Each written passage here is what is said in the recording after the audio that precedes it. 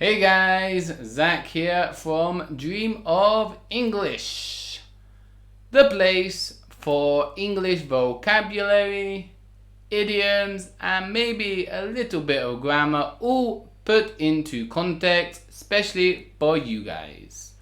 So, if you haven't already, please hit the subscribe button below.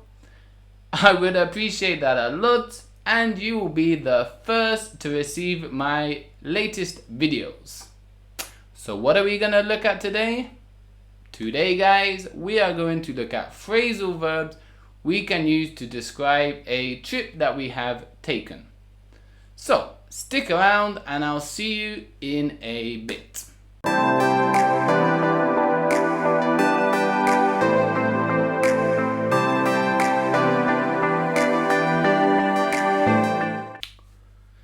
So, I have already done one video on key expressions that we can use to describe different types of traveling. If you haven't seen that yet, you can always click on this little link at the top here and it's worth checking out. Check out. That sounds to me like a phrasal verb. In English, we just absolutely love phrasal verbs. We use them all the time. A little reminder of what a phrasal verb is. It's basically when you have the verb plus a preposition or an adverb, and it takes on different meanings. This can get quite confusing at times, to be honest with you. And I understand the stresses of you guys because depend on the different preposition, it has a different meaning. So the best way, in my opinion, to learn different phrasal verbs is simply to put them into context.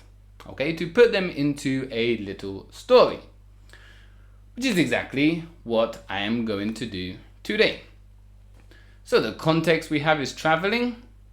I am going to talk about a trip that I made to Palenque, which is in Mexico, and I was living in Mexico for 3 years, I think it was. Great country. Chiapas was a great state, so shout out to you guys.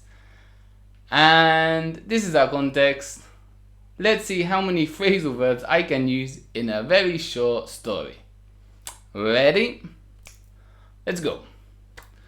So, as soon as the plane took off and I was heading towards Mexico, I knew I had made the right decision.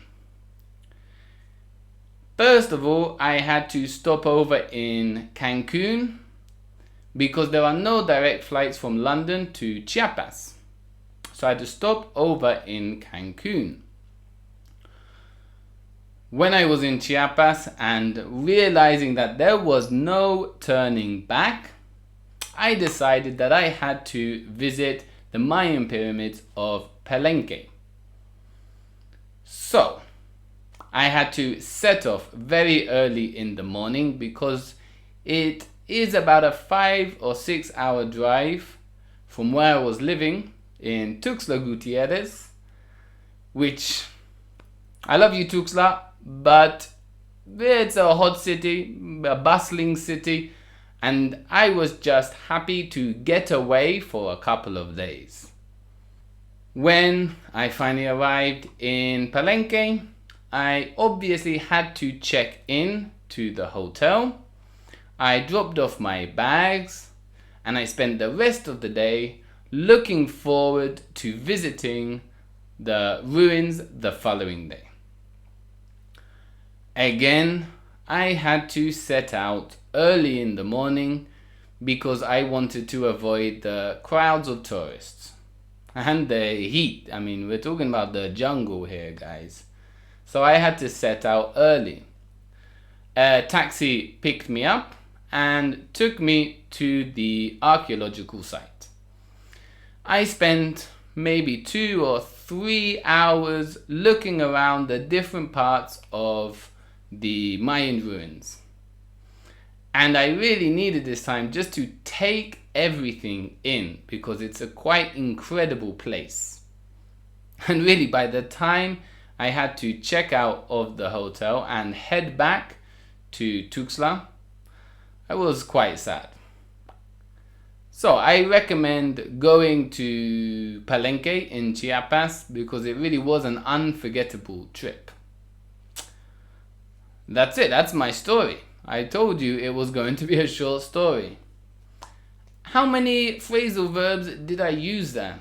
I think, if I was counting correctly, it was about 15, maybe? 15 phrasal verbs in about a 2-minute story. Did you get all of them? If not, don't worry.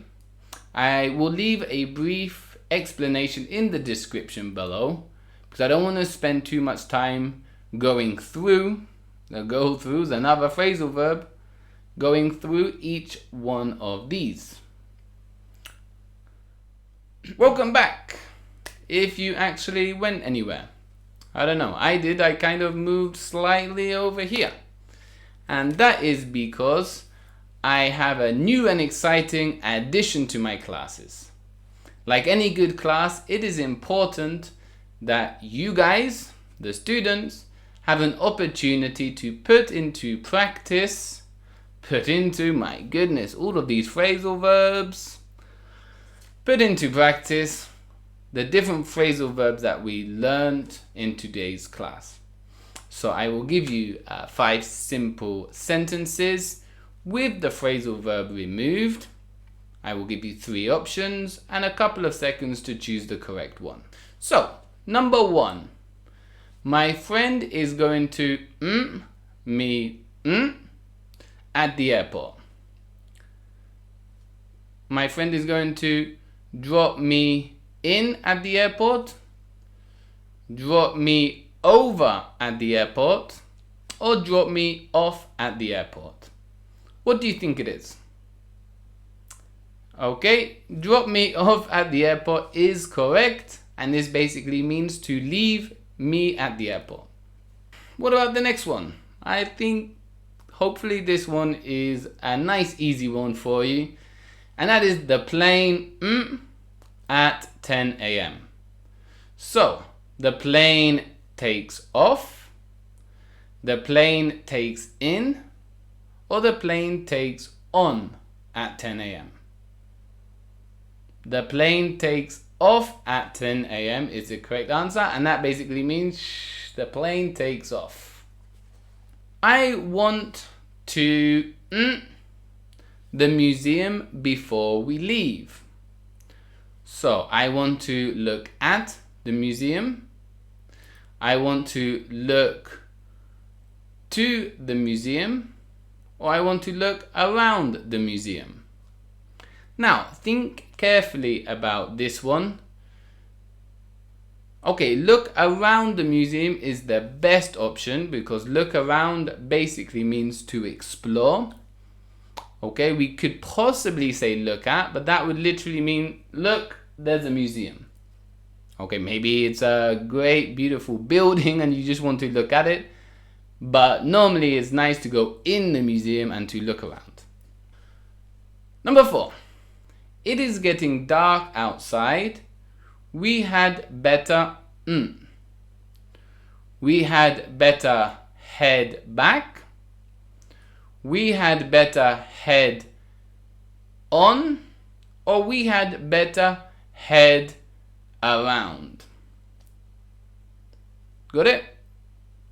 It is head back. So head back basically means to return.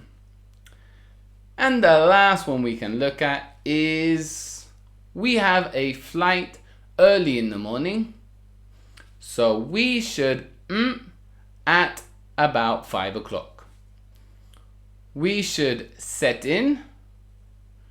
We should set about. Or we should set off. Which is the correct answer? Okay, we should set off at about 5 a.m. This means to start your journey. Okay, so I hope you liked this little addition. I hope you got them all correct. Put a comment below if you did appreciate this and I can add more of these to other classes. Don't forget, as always, to like, to subscribe, And I guess that is all for today. So I will see you next time on Dream of English. Goodbye, guys.